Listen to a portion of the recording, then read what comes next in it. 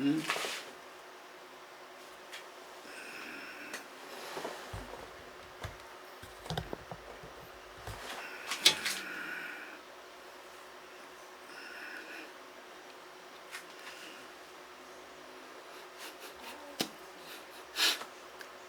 할렐루야.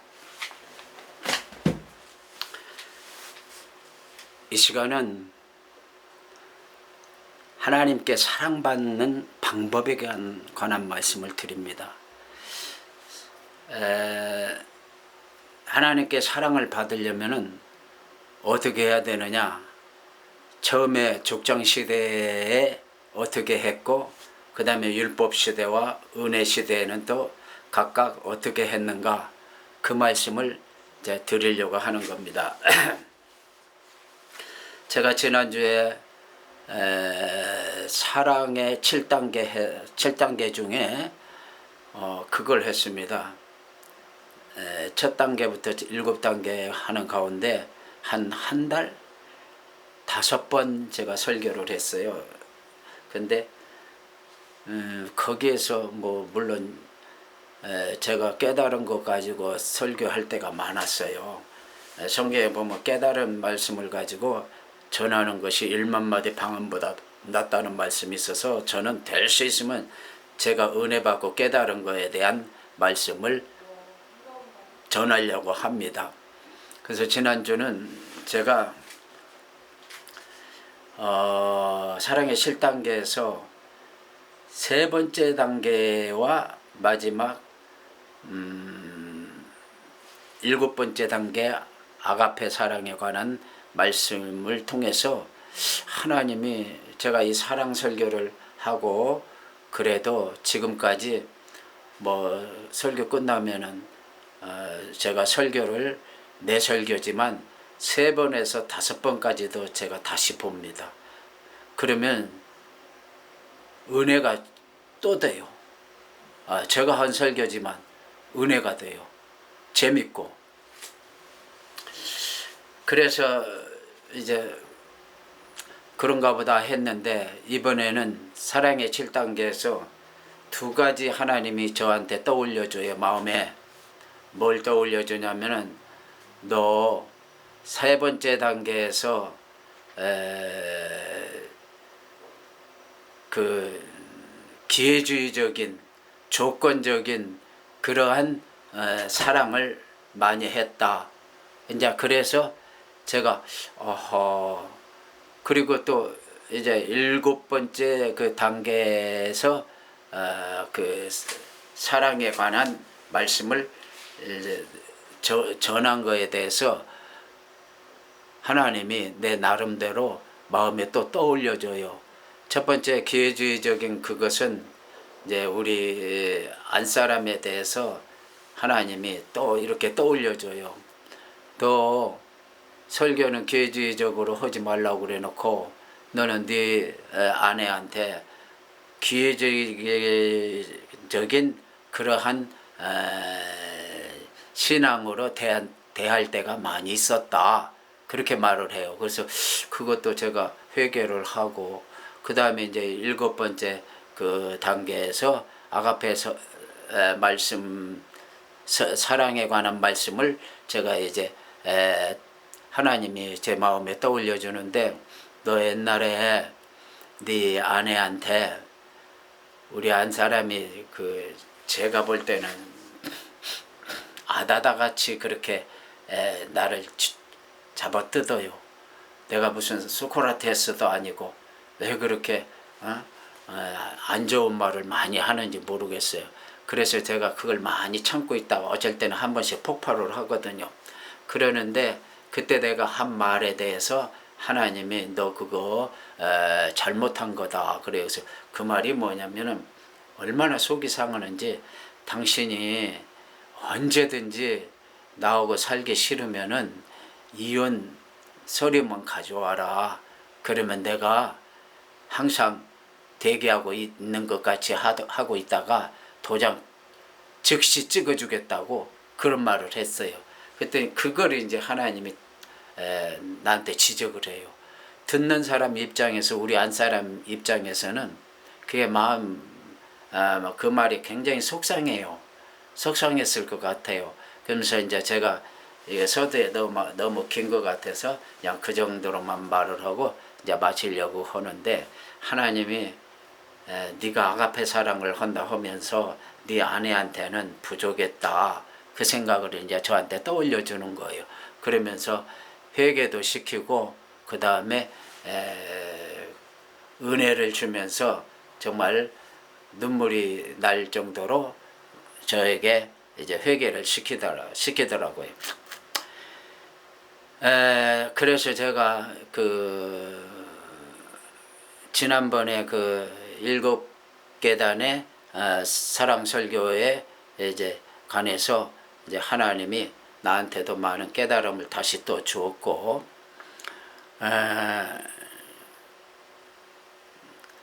제가 이제 오늘은 제사에 관한 말씀을 드리려고 그러는데, 하나님께 사랑을 받으려면은 하나님께 사랑 받으려면 어떻게 해야 되느냐, 그리고 하나님께 사랑 받는 그 방법에 관한 말씀을 드리는 거예요. 제가 어떤 기도원에 가서 설교를 들으니까 어떤 목사님이 그냥 한 도시에서 가장 큰 10,000명, 20,000명 모이는 그런 교회 목사님 부흥회를 하더라고요. 그러면서 그분이 나는 이해하지 못하는 그 말을 하더라고요. 그게 뭐냐면은 하나님의 사랑을 받아야지 된다는 거예요. 그래서 그때는 제가 사랑이 이제 자료만 수집할 때라 잘 그 말이 무슨 뜻인지 몰랐어요. 근데 그 목사님은 4대 5대째 목사 집안이래요. 근데 지금은 그 목사님이 아버지가 목회를 하고 있는데, 거기에서 이제 그 며느리는, 그 아내는 백화점, 옛날에 그 백화점이라고 않고 그 뭐라고 했어요.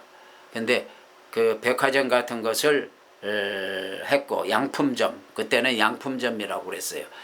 하는데 동대문 시장에 가서 그 양품점에서 필요한 거 여러 가지 다 이렇게 사다가 이제 목사님이 그때 목사 안수도 받았대요. 그래 갖다가 주고, 그 다음에 그분도 꽤나 좀 웃기더라고요.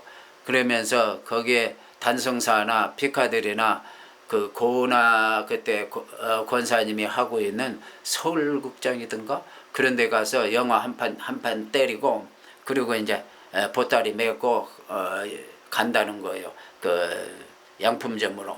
그러면서 뭐라고 그러냐면 하나님 사랑받아야지 된다고 그래요.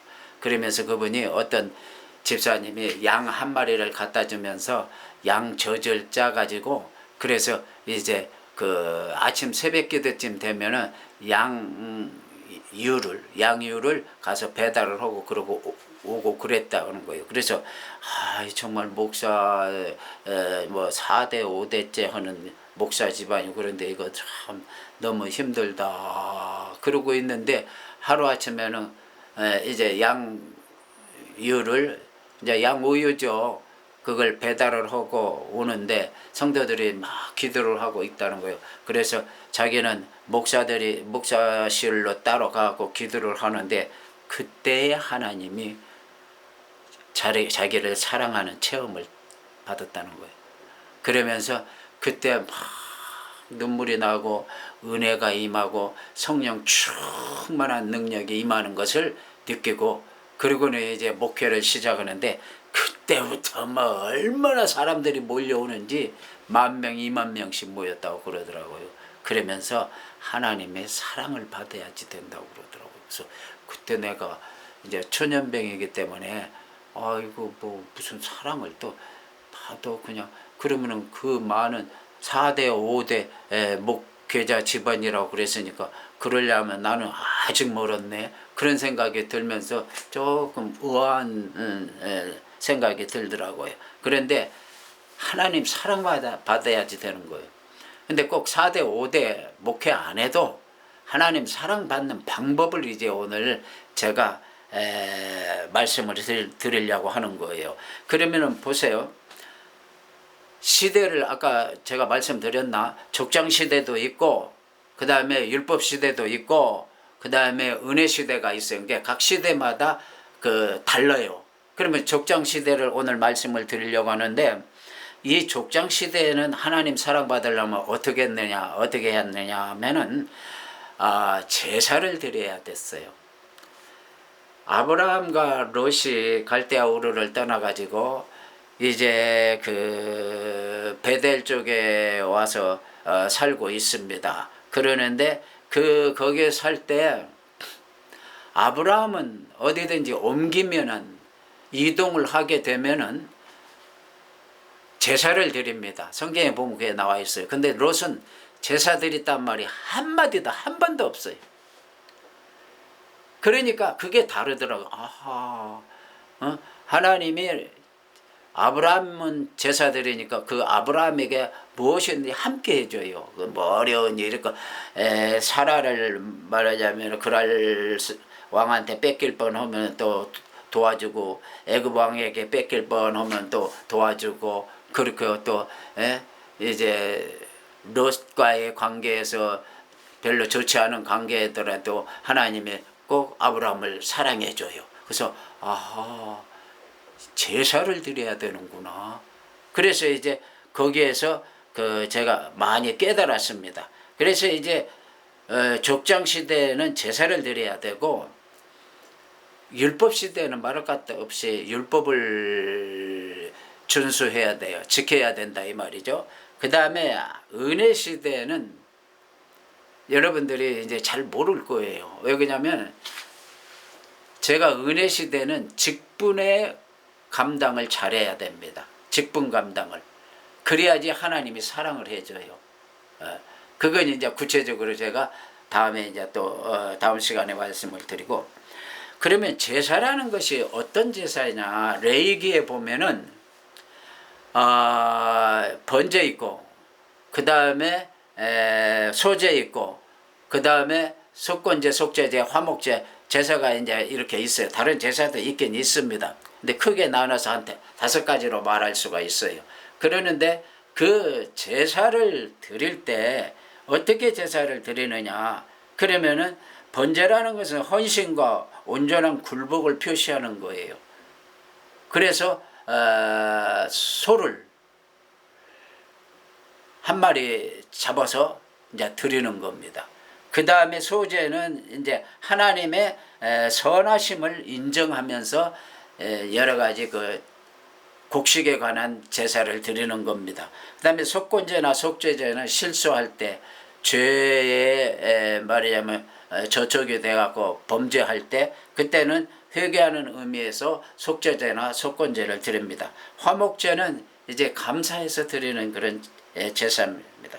그래서 이 가운데 번제에 관한 말씀을 제가 드리려고 하는데, 번제는 레위기 1장에부터 나옵니다. 수컷으로 안수를 그 소에게 머리에다 대고 안수를 해요. 근데 연락하도록 이제 안수를 한다. 그리고 이제 잡아가지고 피를 뿌리고 각을 뜨고 가죽을 그러니까 벗깁니다. 내장과 정강이는 씻어서 불사르고, 그러면 그게 향기로운 냄새다.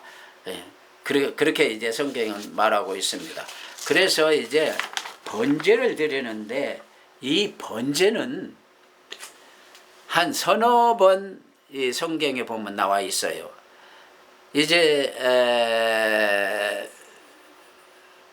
금방 번제에 관한 말씀을 드렸어요. 족장 시대는. 근데 그 제사 번제 드린 그 상황을 제가 말씀을 드리겠습니다. 사무엘상 7장에 보면은 에베네셀 하나님이 여기서도 도와주셨다. 그 미스바와 전쟁, 미스바 전쟁이라고 하죠. 근데 블레셋과 전쟁을 할 때입니다. 그러니까 블레셋과 전쟁할 때 번제를 드렸어요. 그 다음에 창세기 15장에 보면은 아브라함이 제사를 드린 일이 있어요. 양과 염소와 그 다음에 뭐 비둘기나 이런 거 놓고 제사 드린 일이 있어요. 그때 소도 놓고 수컷을 제사를 드렸어요. 그러니까 번제를 드릴 때는 대개분 공통점이 뭐냐, 소를 많이 잡아요. 소를. 그 다음에 솔로몬의 1000번제가 또 있습니다. 그 다음에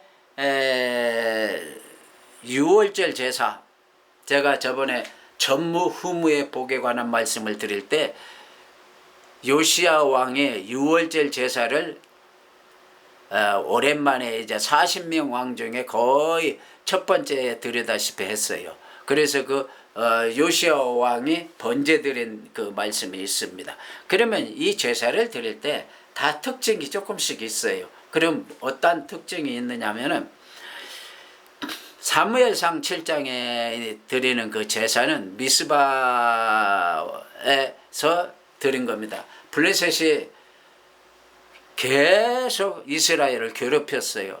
그때 당시 미스바에서 전쟁할 때가 사무엘이 이제 그 전쟁을 주관을 했어요. 근데 엘리가 40년 통치하고, 엘리 제사장이 40년 통치했어요.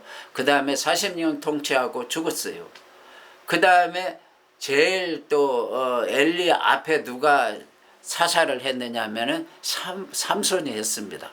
그러니까 삼손이 20년 통치할 때도 블레셋이 그렇게 괴롭혔어요. 그 다음에 엘리는 40년 통치할 때 블레셋이 아예 지금 저 이란에서 혁명 수비대라고 하면서 거기에서 이제 전쟁을 다 주관하는 것 같이 늘 뉴스에 나옵니다. 그때 그 수비대가 지금부터 3000년 전에도 쓰이던 그 용어예요. 그러니까 그 당시 블레셋이 수비대를 어디다 두었느냐면 바로 그 미스바에다가 두었어요. 그러면 그때 수비대가 지금 우리가 일본이 우리나라를 36년 동안 통치할 때 뭘 두었느냐면 총독부를 줘서 총독부. 그러니까 옛날에 우리나라는 총독부라고 했고, 지금 말하자면 그 사람들이 하는, 이란 사람들이 하는 수비대, 혁명 수비대는 그게 지금 말하면 총독부와 같은 그러한 성격을 띱니다. 그러니까는 그러한 말하자면은 그럴 때 전쟁에 이기기 위하여서 사무엘이 총독부를 갖다가 쳐부셔버려요. 말하자면 수비대를 쳐부셔요. 번제를 드리고 나서. 그리고 그 블레셋과 전쟁을 하고 이겼어요.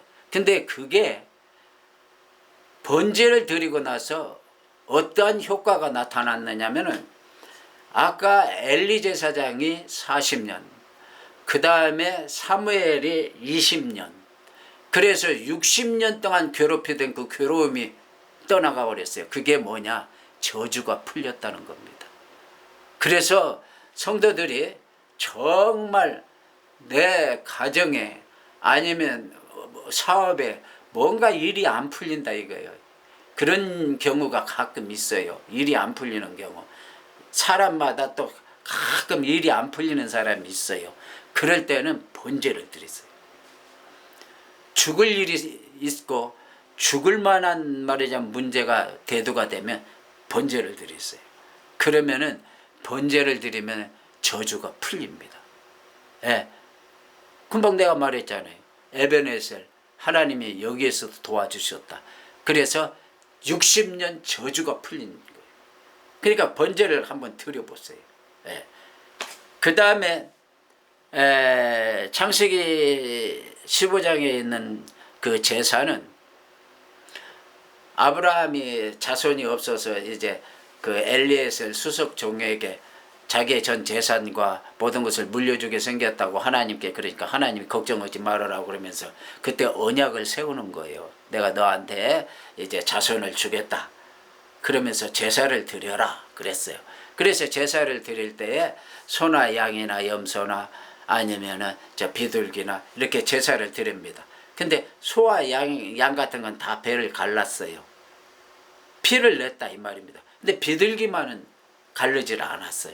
그러니까 아브라함이 생각할 때 그 비둘기는 또 너무 적어서 그거 어떻게 뭐 자르기도 그랬나 어쩌나 여하튼 그랬어요. 그런데 그 효과가 어떻게 나타나느냐면은 소나 양을 잡았을 때 그때 이제 창세기 15장에 뭐라고 그러냐면은 유브라데 강까지, 지금 말하자면 이란까지, 거기 있는 데까지 하나님이 영토를 확장시켜 주겠다고 그렇게 말을 했어요.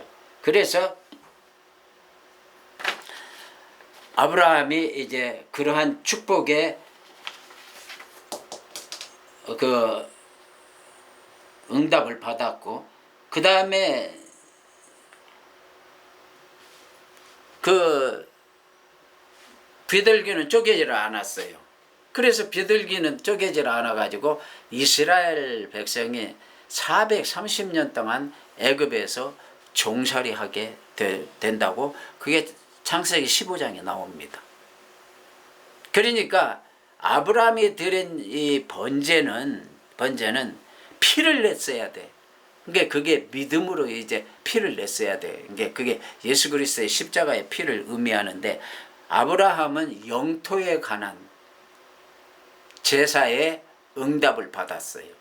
그러니까 땅에 관해서 뭐 문제가 생겼다, 아니면 다른 문제가 있었다, 그럴 때는 또 제사를 드리세요. 번제를 드리세요.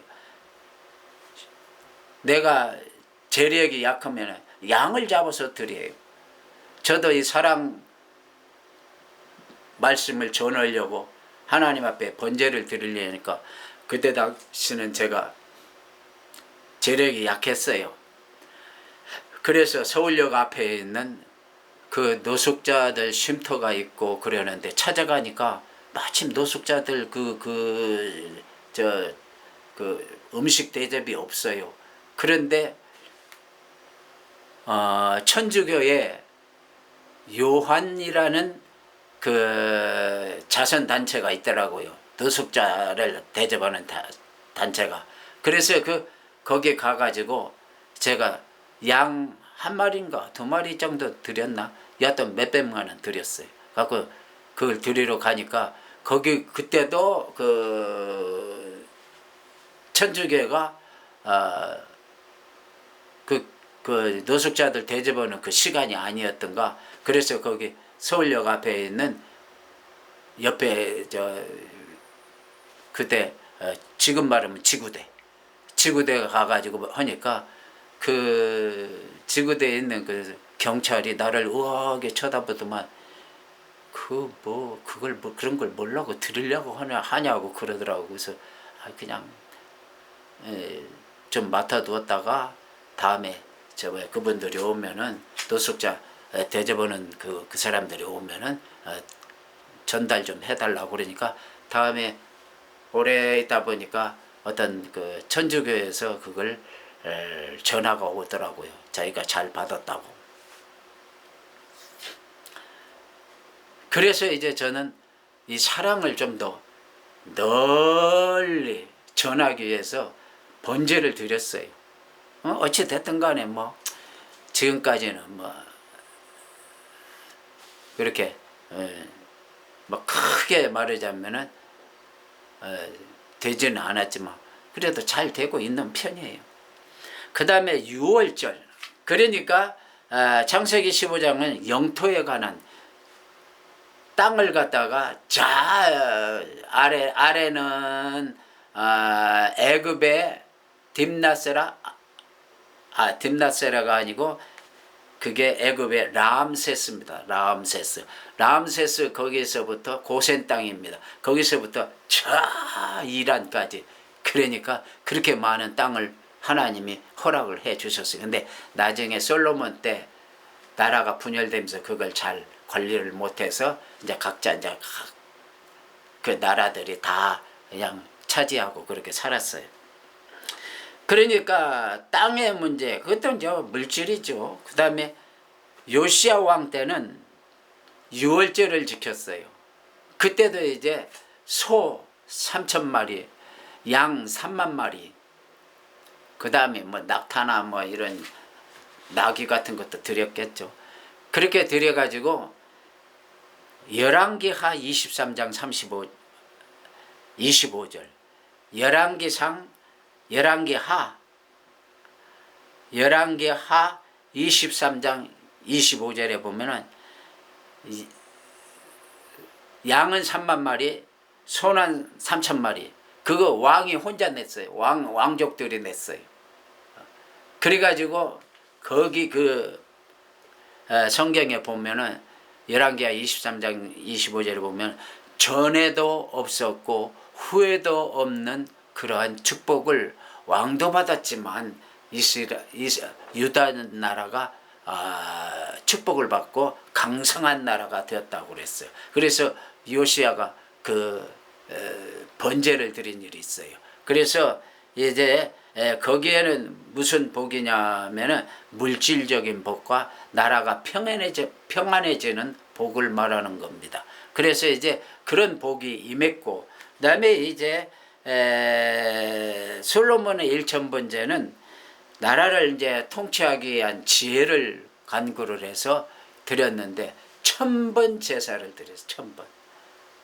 1,000번제를. 그리고 성전도 건축하게 되고, 그래서 이제 번제를 드림으로 인해서 굵직굵직한 일들이 생기게 되는 겁니다. 그래서 거기에서 응답을 받게 되는 것입니다. 그래서 우리가 신앙생활할 때 때로는 번제도 드려야 됩니다. 그것이 소가 됐든 양이 됐든 자기 형편에 맞게 정말 어려우면 비둘기를 드려도 됩니다. 다시 말해서 비둘기 한 쌍을 드리는 겁니다.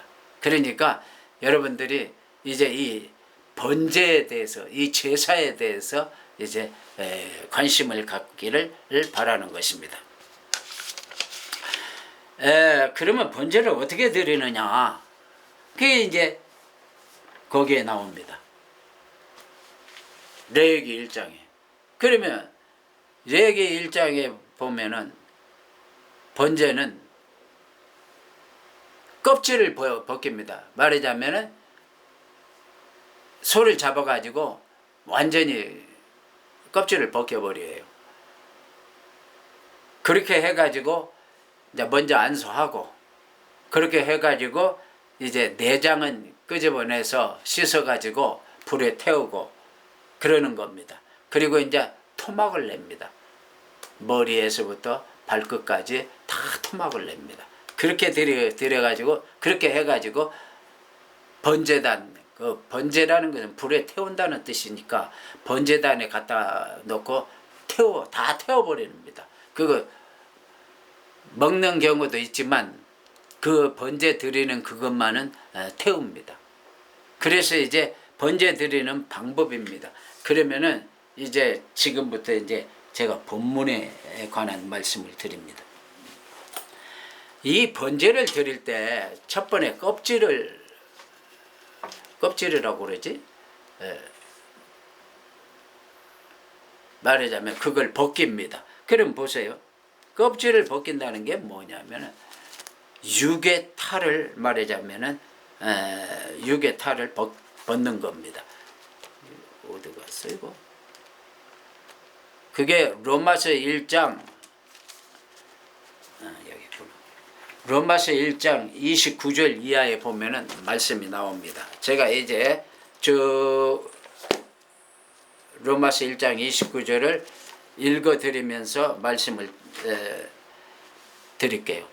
1장 29절에 보면은 모든 불의, 추악, 탐욕, 그 다음에 악의가 가득한 자요, 시기, 살인, 분쟁, 사기, 악독이 가득한 자요, 수군수군하는 자요, 비방하는 자요, 하나님께서 미워하시는 자요, 능욕하는 자요, 교만한 자요, 자랑하는 자요, 악을 도모하는 자요, 부모를 거역하는 자요, 우매한 자요, 배약하는 자요, 무정한 자요, 무자비한 자요. 이게 다 육의 껍질입니다.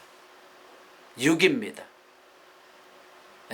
육이 곧 말하자면 그 죄입니다. 죄를 말하는 겁니다. 그들이 이같이 행하는 자는 사형에 해당한다고 하나님께서 정하심을 알고도 자기들만 행할 뿐만 아니라 또한 그런 일을 행하는 자를 옳다고 한다 그러죠. 죄를 지는 사람을 옳다고 한다고 그러죠. 그러니까 죄 짓는 사람을 옳다고 하면 그것도 안 되는 거잖아요. 말을 하지 말든가. 그러니까 여기서 중요한 게 뭐냐면은 모든 죄가 있어요. 그런데 제가 여기서 이렇게 보면은 수근수근 하는 것도 가서 뒷담화 하는 것도 그것도 말하면 육의 껍질이에요. 그거 벗어버려야 됩니다. 성도들이 뒷담화들 조금씩 해요. 이제 지금은 많이들 이제 고쳐졌는데, 그러니까 수근수근 하면 안 돼요. 그 다음에 제가 이제 비방한다는 이 말씀이 자기의에 관한 말씀이 있는 말씀을 제가 지난번에도 드렸어요. 근데 자기의보다도 조금 더 나쁜 것이 비방이요. 자기의자가 비방을 대개 보면 해요. 예. 자기는 조금 더 죄가 없는 줄 알아요. 그리고 자기만 굉장히 착하고 진실하고 정직하게 사는 줄만 알아요. 근데 그렇지 않아요. 그래서 남을 비방을 한다고. 근데 그 비방하는 죄가 어떤 의미에서는 자기의 죄 못지않게 아주 큰 죄입니다. 예. 그래 이제 아직까지 제가 구약에서 비방한 그 말씀을 아직 안 드린 것 같기도 하고 그래요. 그러면 제가 이제 다음에 또 드릴게요. 그 다음에 2장 1절에 남을 판단하는 사람아 누구를 막론하고 내가 핑계하지 못할 것은 남을 판단하는 것으로 내가 너를 정죄함이니 판단하는 내가 같은 일을 행한다 그랬어요. 그러니까 남을 판단하면 그 판단했던 그 말하자면 귀신이 자기한테 가서 붙는, 판단한 사람에 가서 붙는 거예요. 그러니까 남을 판단하면 안 되는 거예요. 그래서 이 죄가 굉장히 큰 거예요. 이런 일을 행하는 자에게 하나님의 심판이 진리대로 되는 줄 우리가 아노라 그랬어요. 그러니까 남을 판단하는 것이 이게 이제 제가 1시간 또 시간을 내 가지고 판단에 관한 설교는 다시 한번 할 거예요. 그러니까 이걸 뭐라고 하냐, 그것은 이제 2장 5절에 보면 진노를 네가 쌓는 거라고 하죠. 하나님의 말하자면은 그 벌 받을 것을 자기가 지금 차곡차곡 싸고 있는 거예요. 아까 말한 거지. 로마서 1장 29절 이하에서 2장 5절까지 있는 말씀. 진노를 쌓는 거예요. 잘 알아들어요. 굉장히 무서운 거잖아요. 그러니까 남을 비방하고 또 수근수근하고 그 다음에 뭐든 죄지요. 성경에 보면은 제가 여기에서도 많이 이렇게 갈등을 느꼈어요. 뭐냐면은 로마서 8장에 보면 육의 생각은 사망이요 영의 생각은 생명과 평안이라고 그랬습니다. 그러면은 육이 뭐야? 육이 지금 말한 이 죄예요. 다 죄. 육의 생각, 이거 생각만 해도 이게 사망이라고 그랬어요. 그래서 야고보서 1장 15절인가 18절에 보면 나오잖아요. 죄가 장성하면 사망을 낳는다. 욕심이 잉태하면 죄를 낳고, 죄가 장성하면 사망을 낳는다. 그래서 제가 과연 그 로마서에서 말하는 그 육이 뭐냐? 육이 뭐냐? 제가 많이 고민을 했어요. 그런데 제 나름대로는 그 육이 뭐냐면 지금 로마서 1장에 나오는 이 죄를 열거한 거 있잖아요. 이 죄도 되지만 율법입니다. 제가 볼 때는 율법입니다. 율법도 거기에 속한다 그렇게 말을 할 수가 있어요. 그러면 율법이 뭐냐? 율법은 법만 따지는 거예요. 법만. 바리새인들이. 그래가지고 예수님을 늘 트집 잡는 거예요. 그러니까 그걸 생각 자체를 하는 것이 그것이 사망을 이루는 거예요. 그러니까 맨날 앉아갖고 법만 따져도 안 돼요. 자기는 법대로 못 살면서 늘 법만 따져. 법만. 율법에서 하나님 말씀에서 어떻게 했다. 그래서 육신의 생각은 법만 따지는 사람은 사망이요 그 다음에 영의 생각은 생명과 평안이라고 그랬어요. 그래서 제가 한참을 그거 고민을 했었어요. 과연 여기서 육신이란 게 뭐냐? 예, 법만 많이 따르는 율법주의자들. 그저 법만 따지는 거예요. 이 세상에 법대로 사는 사람이 어디 있어요? 마음에 운명만 품어도 그게 벌써 가늠한 거라고 그랬는데, 그러면 어떻게 그 문제를 해결할 거예요? 그러니까 절대 법만 따지지 마세요. 법만. 그냥 좋게만 말하세요. 에? 무슨 차이가 법관도 아니면서 법만 따지고 앉았냐고. 그게 다시 말해서 더 쉽게 말하면은 원칙만 따지는 겁니다. 원칙. 원칙. 아주 그 원칙 따지는 사람 골치 아파요.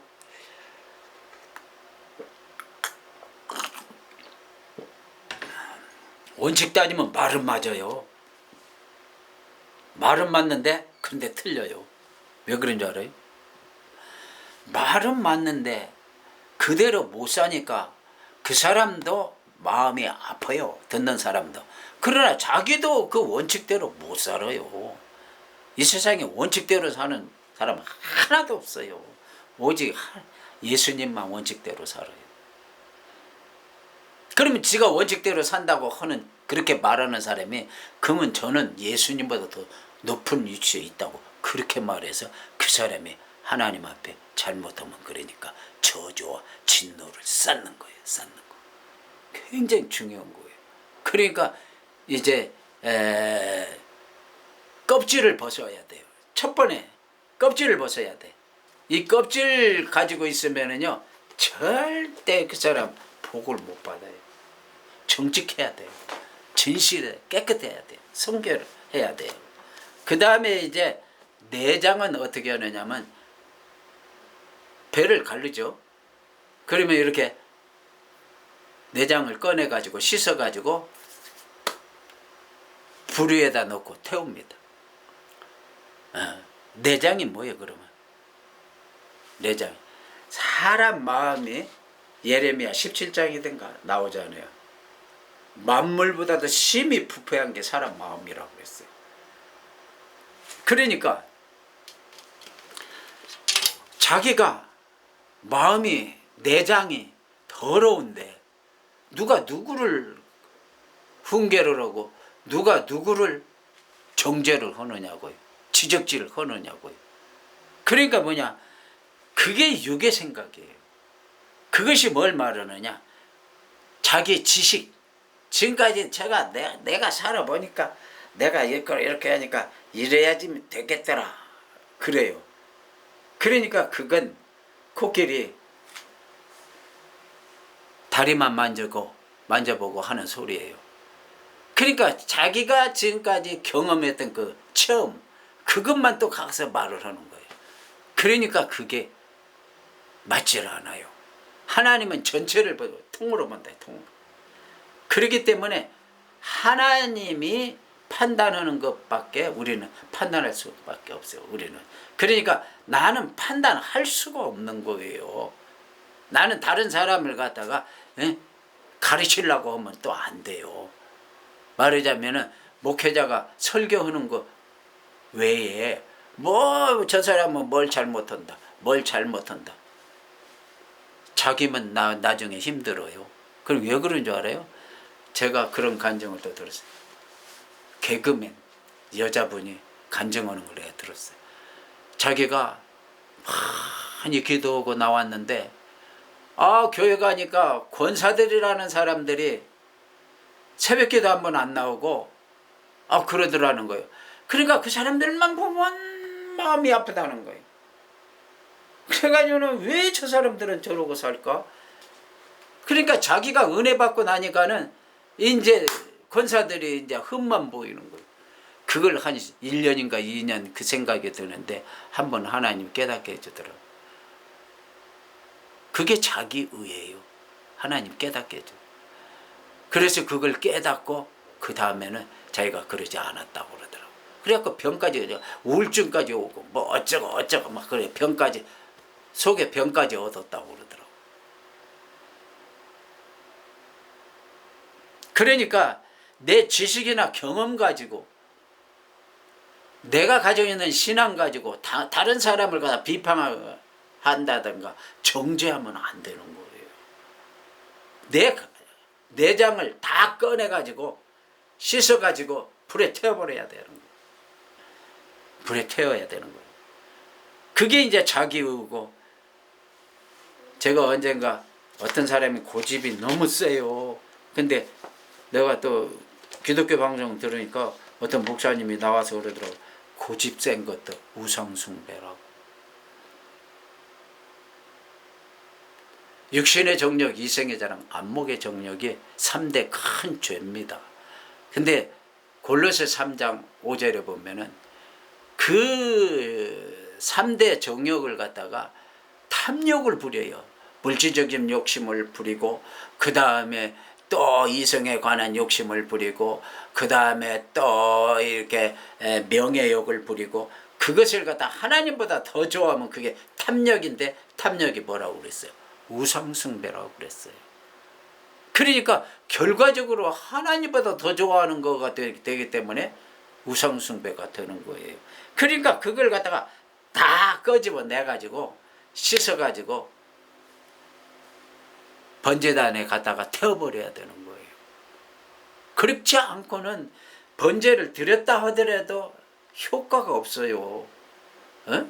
양 한 마리 뭐 100만 원, 200만 원 가는지 몰라도 소 한 마리 뭐 500마리, 700만 원 가는지 몰라. 그거 드렸다 하더라도 효과가 없어요. 내 마음에 있는 죄.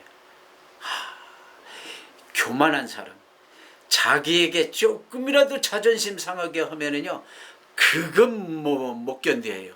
끝까지 추궁해갖고 싸워갖고라도 이겨버리고 마는 그런 사람도 내가 봤어. 그래서 내가 그분한테 그래서 왜 이렇게 자존심이 높아요? 명예욕이 왜 이렇게 높아요? 그거 뭐 조금 참고 말지. 그걸 절대 그 사람은 그냥 넘어가질 않아요. 다른 거 돈 떼어먹고 어쩌고 그러는 것은 말을 그렇게 많이 안 해요. 근데 자존심 상하게 했다면 그건 아주 그냥 크게 들고 일어나는 거예요. 그래서 뭘 말하느냐. 이제 여러분들이 번제를 드리려면 어떻게 하느냐. 자, 보세요. 사람은 아까 껍질이 있다고 그랬어요. 그 다음에 이제 마음이 있어요. 그 다음에 영이 있어요. 영. 이제 껍질을 벗겨버리면은 마음이 나와요. 마음이. 근데 마음이 아까 예레미야서에 있는 말씀, 심히 부패한 것이 마음이라고 그랬잖아요. 그러니까 마음에 그래 어느 정도 정직한 것을 갖다가 자기가 간직하고 있어요. 죄 안 짓고 음란 죄, 뭐 수군하는 죄, 그 다음에 뭐 여러 가지 죄가 있잖아요. 물질적인 죄, 뭐 명예욕, 그 다음에 그 뭐야, 그 어디 가가지고 저 강원랜드 같은 데 가가지고 그 하는 그거 그런 죄, 그런 거 다 말하자면은 이제 지금 내가 하지 않는다 이거요. 정직하고 경건하게 산다 이거요. 그러면은 그렇게 되면 그 안에 제일 중앙에 있는 게 그게 뭐예요? 영이라고 그랬잖아요. 그 영이 곧 뭔지 아세요? 어떤 의미에서 양심이에요. 양심. 양심에 꺼린 일을 안 했다 이거요. 자기가 믿음으로 행치 아니하는 모든 것이 다 죄라고 그랬어요. 그러니까 양심에 꺼리는 일을 하지 않았다 이거예요. 그래서 양심을 바로 지켰다. 그때부터 이제 성령의 교제를 하게 되는 겁니다. 성령의 교제. 내 마음의 영과 하나님의 영과 성령이 이제 교제를 하게 되는 거예요. 그렇게 교제를 하면은 이제 거기에서 이제 여러 가지 문제 해결을 보고, 그 다음에 죽을 병도 낫게 됐고, 가난한 자가 부유해도 됐고, 그렇게 되는 겁니다. 그러니까 여러분들이 신앙생활 할 때 껍질을 벗어버리고 내장을 갖다가 긁어서 씻어갖고 태워버리고, 그것이 곧 뭘 의미하느냐, 나 자신을 내려놓는 거. 그러니까 이 번제를 드릴 때 손은 발은 발대로 자르고 정강이는 정강이대로 자르고, 그 다음에 또 배는 배대로 가르고, 그 다음에 각 부위마다 다 레위기 1장에서 뭐라고 했어요? 토막을 내라고 했어요. 다시 말해서 토막을 내갖고 불살른다고 그랬어요. 그러니까 이 발이 늘 쓸데없는 데를 간다 이거예요. 아까 말을 하다가 잊어버렸어요. 말 안 했던 거. 중독된다. 중독돼. 그래가지고 술 먹는 데 가는 발. 그거 다 토막 내갖고 말하자면은 불살러 버려야 되는 겁니다. 손으로 짓는 죄. 다 토막 내버려야 돼. 그래갖고 불살러가지고. 그렇게 해서, 그러니까 토막을 내는 거예요. 이 번제는. 그러니까 여러분들이, 내가 가끔 번제 드리는 사람도 봤어요. 죽을 병이 걸렸어요. 어떤 장로님이. 그래가지고 교회에다가 말하자면 1000 단위로 많은 헌금을 했어요. 근데 안 났었어요. 번제를 드리긴 드렸더라고요. 안 났었어요. 죽을 병이 걸렸는데. 폐암인가 뭔가 그래요. 그러면 속에 있는 내장을 다 끄집어내가지고 태워야 돼. 자존심이 높으면 자존심 버려야 돼요. 돈 욕심이 많으면 돈 욕심도 버려야 돼. 하나님이 지시하는 게 있어요. 그 병이 낫으려면은 무조건 물질만 바친다고 되는 게 아니에요. 내장도 긁어내야 되는 거예요. 그래서 여러분들 이제 영적인 교제를, 이제 하나님과 영적인 교제를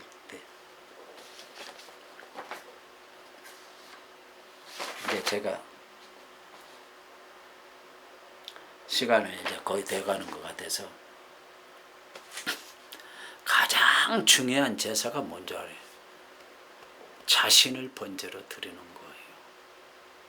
자신을 번제로. 나를 내려놔야 돼요. 그게 제일 큰 번제예요. 제가 아까도 말했잖아요. 제가 사랑의 7계단을 갖다가 설교하고 나니까 하나님이 너 네 아내한테 말했던 거 그거 회개해라 그래. 얼마나 나를 말하자면 긁는지 몰라요. 나는 내가 생각할 때는 나같이 착한 사람도 없는 것 같아. 그러는데 이 아까 백시 아다다 이야기했잖아요. 그 아다다가 남자가 돈 있으면 가서 딴짓 하니까 돈을 갖다가 물에다가 다 뿌리는 것 같이 돈을 없애버리는 거예요. 그러니까 계속 나를 갖다가 뜯어요. 우리 한 사람이. 그래서 내가 참다 한 몇십 번 참다가 한 번은 들고 일어나죠. 그래도 소용이 없어요. 근데 우리 한 사람이 지금은 많이 좋아졌어요. 이제 애들이 나하고 같이 살아보니까 아는 모양이에요. 근데 애들이 엄마한테, 아빠한테 하는 거 보니까 아빠가 잘못하는 게 별로 없는 것 같이 말을 한 모양이에요. 내가 그건 짐작으로 말하는 거야. 지금은 많이 좋아졌어요. 꼭 악처 만난 것 같이 나를 그렇게 괴롭혀요. 왜 그러는지 몰라요. 나는 어디 가면은 옆에 슈퍼 가도 그래요. 마트 가면은요, 주인 여자가 나와갖고 우리는 한 번 사면 한 20만 원어치도 사거든요. 그러니까 막 담아줘요. 나는 이제 나이가 있으니까 그냥 하나 해가지고 그래갖고 포장을 하면은 배달을 시켜주거든요. 근데 처음에는 우리 안사람이 아무 말도 않더라고.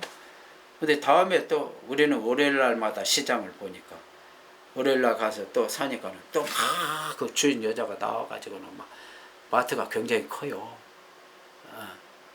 큰 건 아니지만 중간인데요. 그러니까 또 주인 사장 여자가 나와갖고 막 담아주고 그러면서 이렇게 해야지 많이 들어가요. 포장은 이렇게 하시고 어쩌고저쩌고. 난 한마디도 안 했어. 그러니까 세 번째 할 때는 우리 한 사람이 그 사장 여자가 와갖고 또 막 짐을 막 포장을 해주면서 막 담아주고 막 그래. 그냥 내가 해도 충분히 한다고. 그러면서 그냥 절로 가시라고, 그냥 주인이니까 땀 벌리고 오시라고. 그러면서 우리 한 사람이 막 해요. 집에 와서 가만히 생각해보니까 괜히 주인 사장이 나 좋아서 하는 줄 알고, 자기 혼자 갔을 때는 한 번도 담아준 일이 없거든.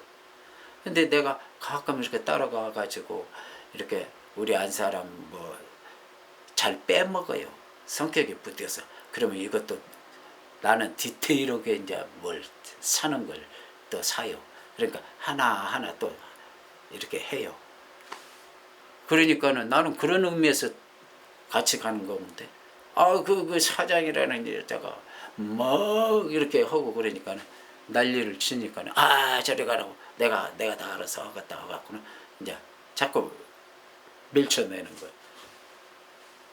그러니까 집에 와서 생각하는 게, 또 우리 애내가 또 저게 또 시기해갖고 또 그러는 모양이다. 순전히 그런 식이에요. 그냥 그러니까 너무 짜증이 나요. 나는 내가 볼 때는 아무렇지도 않아요. 그 사장이 물건을 많이 사다 갖고 가니까는, 그러니까 포장하는데 도와주는 건지 어쩌는 거. 그런데 우리 한 사람은 그걸 또 이상하게 받아들여. 그러니까 그런 스타일로 많은 걸 갖다가 이렇게 체험을 했어요, 우리 한 사람이. 제가 서울에서 길동에서 목회를 한 30년 했어요. 근데 우리 한 사람이 좀 체격이 있어요. 그러니까는 그때 그 에어로빅 같은 거 배운다고 가서 이제 막 땀 빼고 그래요. 근데 거기 가서도 뚱뚱하면은 여자들끼리도 시기하고 무시한다는 거예요. 난 또 그런 소리는 또 처음 들어봤어요. 근데 우리 한 사람 나하고 같이 그 에어로빅 하는 그쪽으로 걸어갈 일이 있어서 걸어갔어요. 그 길동 초등학교 쪽으로 걸어갔어요. 그랬더니 아이고 저 뭐야 그 에어로빅에서 만났던 아줌마네? 그래. 그래서 예 안녕하세요. 그리고는 이제 다음에 만날 때는 옛날에 그 뚱뚱하다고 무시하고 그러던 것이 싹 없어져 버렸대요. 그래서 왜? 그랬더니 몰라. 당신 보더만, 이제 나를 보더만, 여자가 좀 뚱뚱하고 그래도 남편은 아주 지적으로 잘생겼다 그랬던 모양이에요.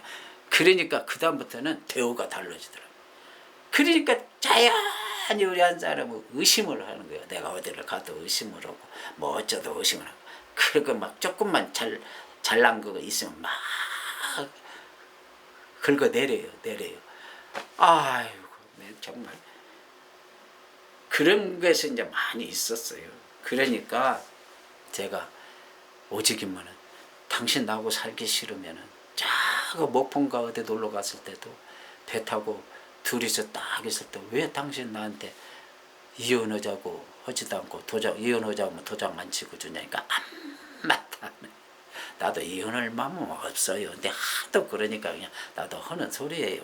그러는데 우리 한 사람이 그렇게 말하자면 나를 늘 듣고, 내가 무슨 소크라테스냐 뭐 톨스토이냐 왜 이렇게 악처를 만났나 그런 생각을 하고 막 그랬거든요.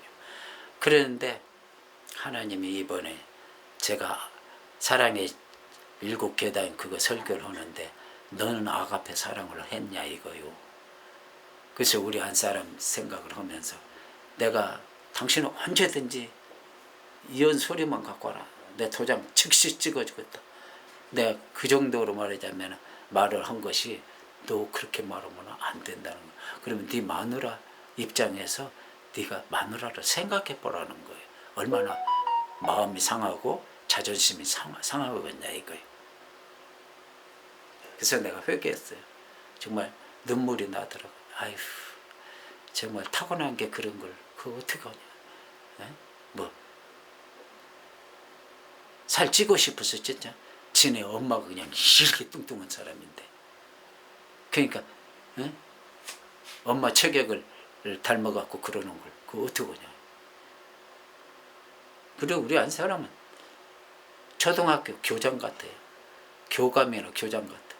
그래서 왜 당신은 초등학교 내가 볼 때 최하 교감 정도 그 스타일이 나오는데 왜 맨날 그렇게 사람 만나는 걸 싫어하고 그러느냐고. 마지막으로 제가 이번에 감동적인 그러한 것을 자기 부모가 다 돌아가시고 남자가 오빠가 자기 여동생이 공부도 잘하고 괜찮게 이제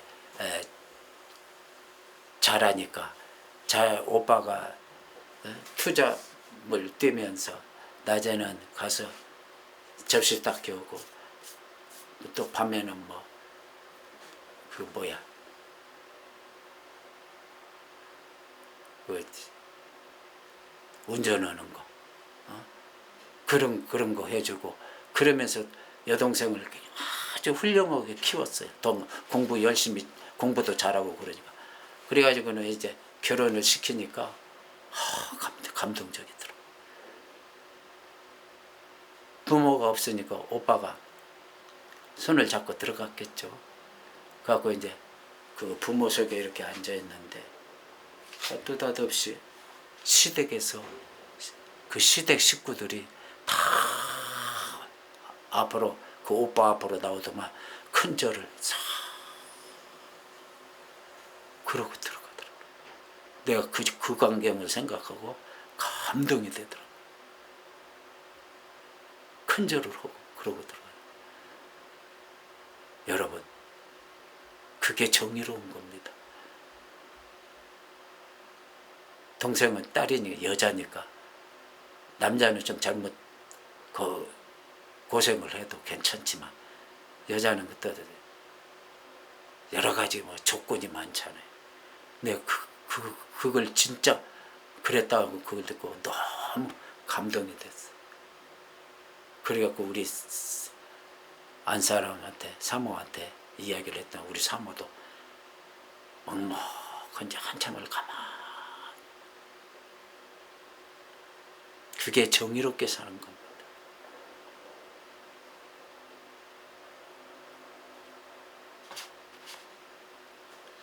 지난번 사랑 7계단에서 아말렉이 이스라엘을 가장 괴롭혔고 그래서 하나님이 진멸시키라고 했는데 그 아말렉이 곧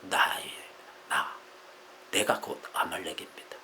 제일 먼저 쳐들어온 거예요. 이스라엘이 광야에서 막 들어가가지고 물 없고 먹을 거 없을 때 제일 먼저 쳐들어온 게 아말렉이에요. 내가 무슨 일을 하려면 제일 먼저 들어오는 것이 나라는 것이 들어옵니다. 여러분, 나를 번제로 드리세요. 하나님이 복을 내려 주십니다. 아멘.